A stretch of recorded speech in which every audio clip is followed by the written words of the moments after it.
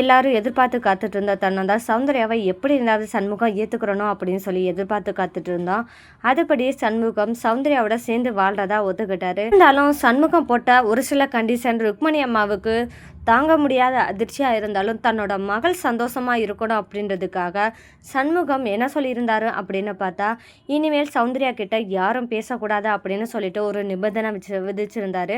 அதுபடி சரி அப்படின்னு சொல்லிட்டு ருக்மணி அம்மா தன்னோட மகள் சந்தோஷமாக இருந்தால் போதும் அப்படின்னு சொல்லிட்டு அந்த கண்டிஷனுக்கும் ஒத்துக்கிட்டாங்க.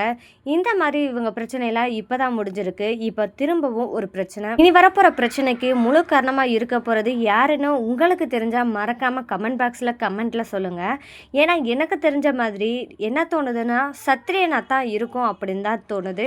ஏன்னா இனி வர ப்ரெடிக்ஷனில் கண்டிப்பாக சத்ரியனோட உண்மை வெளிப்படுமா அப்படின்றதா இனி வர எபிசோடில் ட்விஸ்டாக இருக்க போது. நீங்களும் கூடிய சீக்கிரம் சத்ரியனோட உண்மை வெளிப்படணும். அது மட்டும் இல்லாமல் கணேசமூர்த்தியோட சாவுக்கான காரணம் இந்த சத்ரியன் தான் அப்படின்னு உண்மை வெளியே வரணும். அது மட்டும் இல்லாமல் கணேசமூர்த்தியோட சாவுக்கு கண்டிப்பாக நியாயம் கிடைக்கணும் அப்படின்னு நீங்களாம் நினைக்கிறீங்கன்னா மறக்காமல் இந்த வீடியோக்கு லைக் பண்ணி தெரிவிச்சு மறக்காமல் என்னோட சேனலுக்கு சப்போர்ட் பண்ணி ஆதரவு தெரிவிங்க.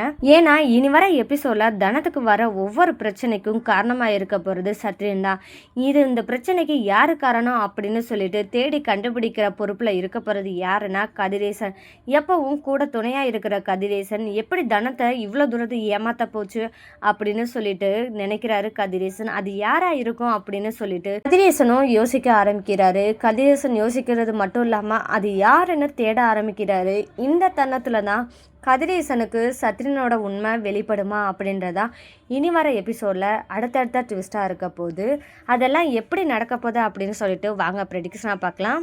இப்போதான் ருக்மணி அம்மா முகத்துலையும் சந்தோஷம் ஏற்படுது. ஏன்னா தன்னோட மகளோட வாழ்க்கை காப்பாற்றப்பட்டுச்சு.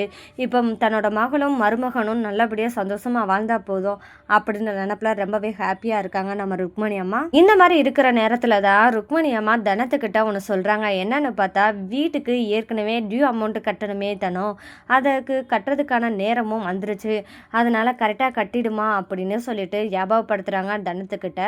இந்த இடத்துல தனமும் சரிங்கம்மா கண்டிப்பாக நான் கட்டிடுறேன் அப்படின்னு சொல்லிட்டு எனக்கு ஞாபகமும் இருக்குது அப்படின்னு சொல்லிட்டு தனம் சொல்கிறாங்க.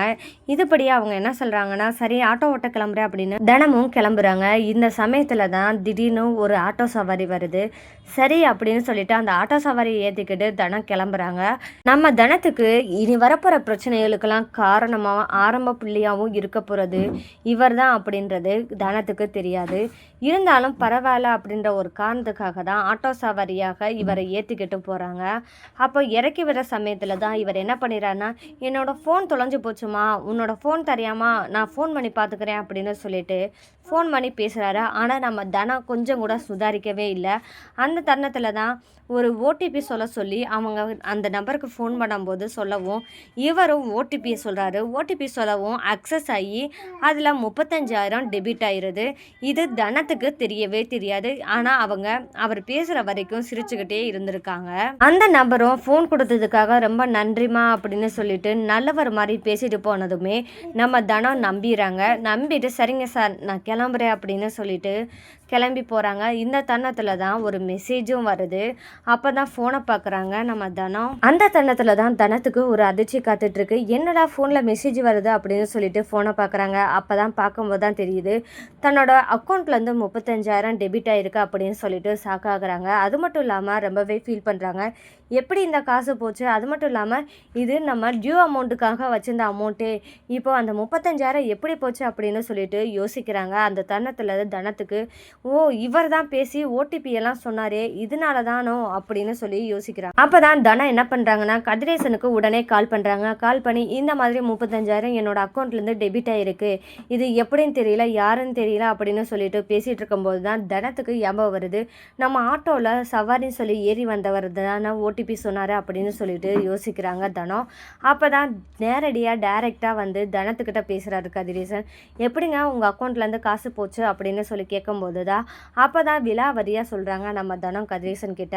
இந்த மாதிரி ஆட்டோ சவாரியிலேருந்து ஒருத்தர் வந்தார், அவர் ஃபோன் காணாமல் போச்சு அப்படின்னு சொல்லிட்டு என்னோட ஃபோன் வாங்கி பேசிட்டு ஓடிபி யார்கிட்டயோ சொன்னார், அதை வச்சு தாங்க எனக்கு காணாமல் போயிருக்கோமா அப்படின்னு சந்தேகமாக இருக்குது அப்படின்னு சொல்லிட்டு கதிரேசன் கிட்ட தனம் சொல்கிறாங்க. இந்த மாதிரி தனம் சொன்னதை கேட்டதுமே கதிரேசனுக்கு ஒரு கோபம் தான் வருது. ஏன்னா இவ்வளோ தூரம் விவரமாக இருக்கிற நீங்கள் எப்படி ஏமாந்தீங்க?